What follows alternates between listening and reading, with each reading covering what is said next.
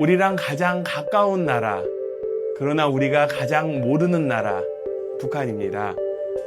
이곳에도 수많은 사람들의 소중한 삶이 함께하고 있습니다. 네, 선생님 안녕하세요. 자기소개 먼저 부탁드리겠습니다. 네.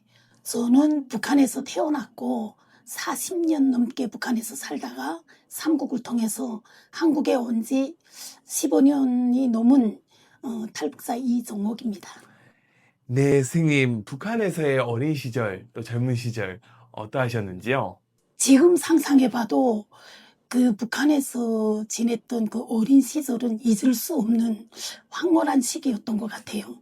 북한에서 정말 사회주의 혁명이 완수됐다고 발표가 되고, 제가 70년대 됐을 때는 평양에 들어가서 살았는데, 초등학교 1학년 시기에 집도 뭐 지금만한 집, 아파트에서 살고, 변기도 지금 현재 우리가 한국에서 쓰고 있는 그런 변기, 또 전기밥솥도 지금 현재 쓰는 것보다는 조금 수준이 어렸지만 전기밥솥을 쓰고 있었고, 진짜 가정에서도 그렇고 학교에 가서도 정말 너무나도 재미있는 학교 생활을 하지 않았는가 하는 생각이 들고, 그 다음에 학교 뒤에 평양시 영성구였고, 뒤에 학교 뒷산이 너무 아름다웠거든요. 그 뒷산에 올라가서 놀고 삽수도라지 캐고 아카시아 열매를 따먹으면서 정말 그랬던 게 지금도 눈에 삼삼하고, 그 후에 그 학교가 시내로 옮겨지면서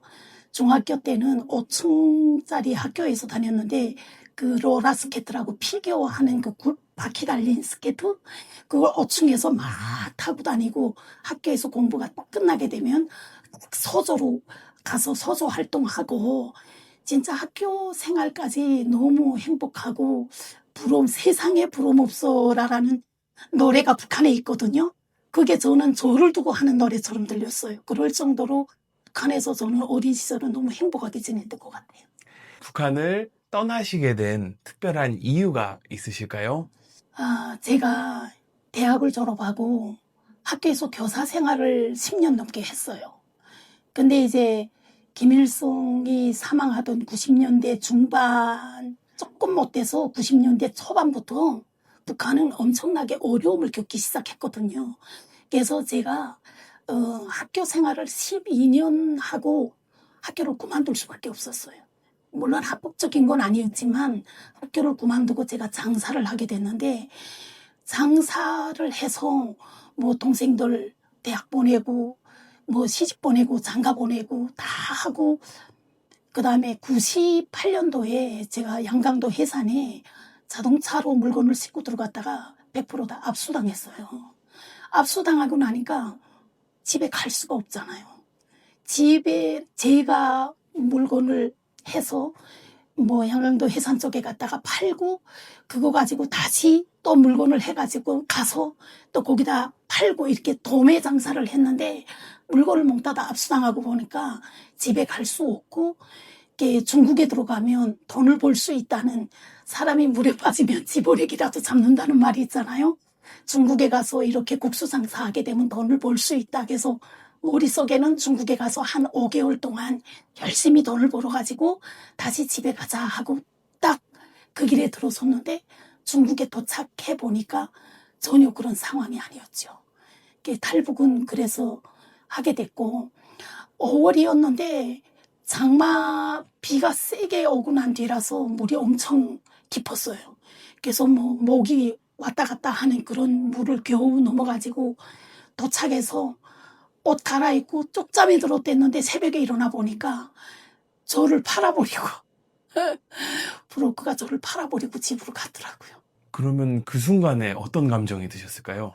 돌아가자니 갈 수 없고, 국경경비대가 다 지키고 있으니까 국경경비대를 피해서 물에 들어서는 것까지는 별일이었지만, 중국에 도착해가지고 다시 가자고 돌아보니까 그 강 너비가 정말 100m 넘게 되는 강 너비, 그 다음에 그 강을 건너올 때 국경경비대가 보잖아요. 그러면 국경경비대에 단속될 그런 두려움, 그러니까 다시 돌아갈 엄두는 내지 못하고 거기서 결국은 팔려가게 됐죠. 그럼 정말 매 순간들이 두려운 순간이셨을 것 같은데, 지금 특별히 그 중에서 기억에 나는 순간이 있으셨을까요? 중국에 와서 8년을 살았는데 3번 북송됐어요.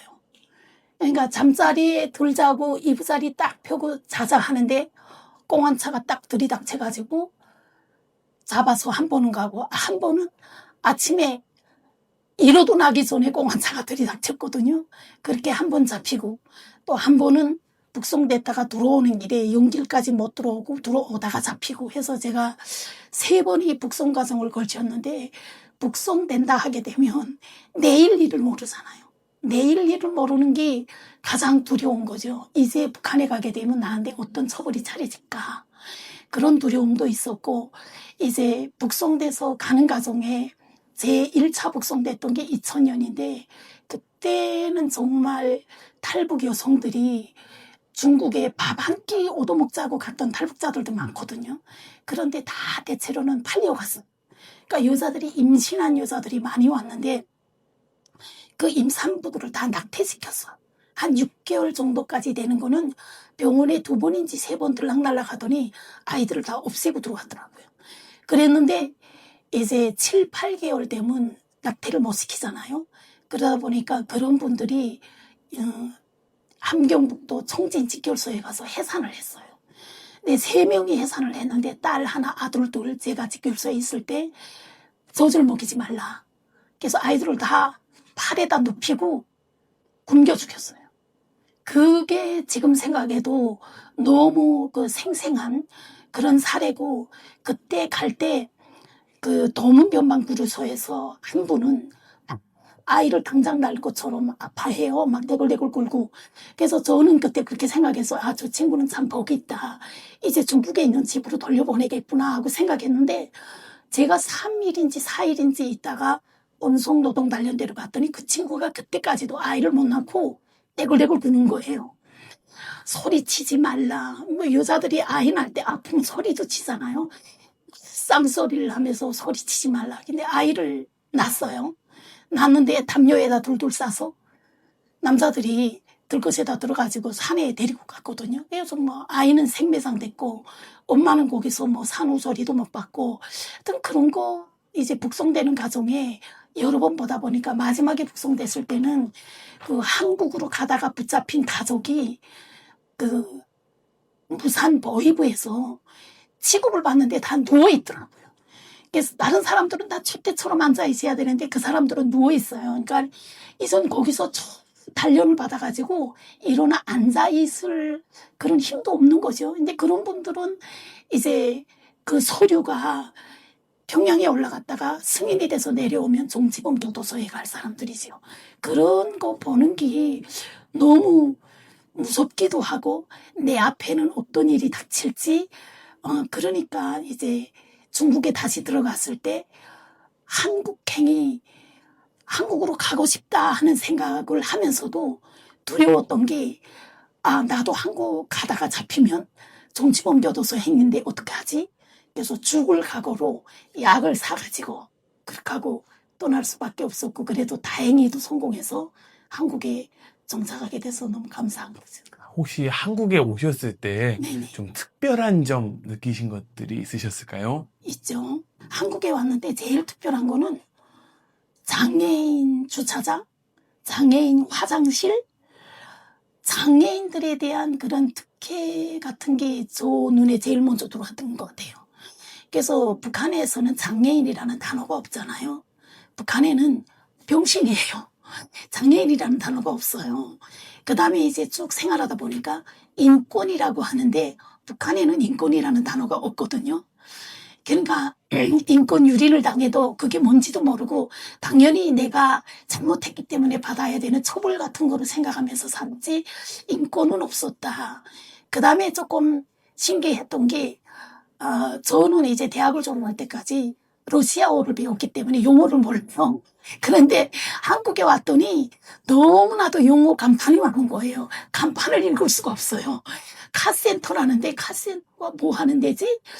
그 한참 후에 알았고, 커피숍을 용어로 쓰잖아요. 그래서 커피숍에 저기는 어떤 사람들이 들어가는 데지? 그 다음에 이제 어려운 게 신문을 읽을 수가 없어요.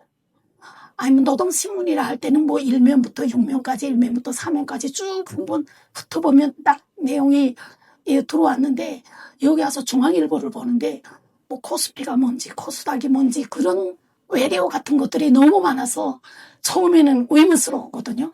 아니, 왜 좋은 고유한 한국어를 두고 왜 이렇게 외래어를 쓰지?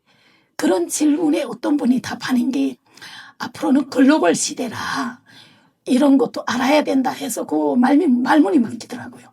그래서 이제 북한과 한국이 너무나도 튼 것 같으면서도 너무 다르고, 그 다음에 이제 제가 잘 아는 분이 이화대를 나왔는데 대강당에서 강의를 듣는데 분명히 한국말로 강의하는데 다른 나라 말로 강의하는 것처럼 이상하게 들리더라 하는 게 그 외래어와 관련되고, 우리가 너무 친숙하지 않았던 그런 언어 때문에 그런 게 참 특별하지 않았나 하고 생각.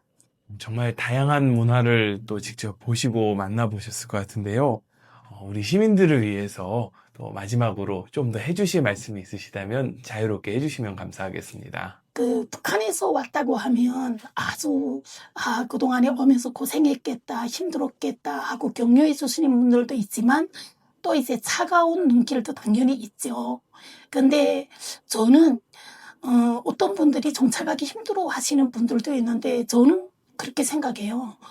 씨앗이 다른 곳에 떨어졌을 뿐이지 우리가 같은 나라 사람인데 뭘 두려워할 게 있고 정착하는데 어려움이 있겠나, 남의 시선 같은 거 너무 느끼지 않았으면 좋겠다 그렇게 하는 것도 있지만, 우리가 이제 통일을 두고 이야기할 때 북한 사람들이 이제 통일하게 되면 우리의 통일 비용이 너무나도 많이 들지 않는가 하고 생각하는데, 북한 사람들은 이제 국가만 믿고 살던 사람들은 고난의 행군시기에 다 죽었어요. 그리고 지금은 정말 생활력이 강한 사람들이 살아남았거든요. 그래서 경제적으로 투자를 한다면 투자 비용 대신에 실제 이득이 엄청날 것으로 생각하기 때문에 국가가 인구도 불어나고, 인구가 기본이잖아요. 인구도 불어나고 경제적인 효과도 많이 볼 수 있다고 생각하기 때문에 통일에 조금 더 관심 돌리고, 북한 사람들이 여기 오기까지 얼마나 고심이 많았을지에 대해서도 좀 생각하고 격려해주는 그런 차원으로 탈북자들을 바라봤으면 좋겠습니다. 감사합니다.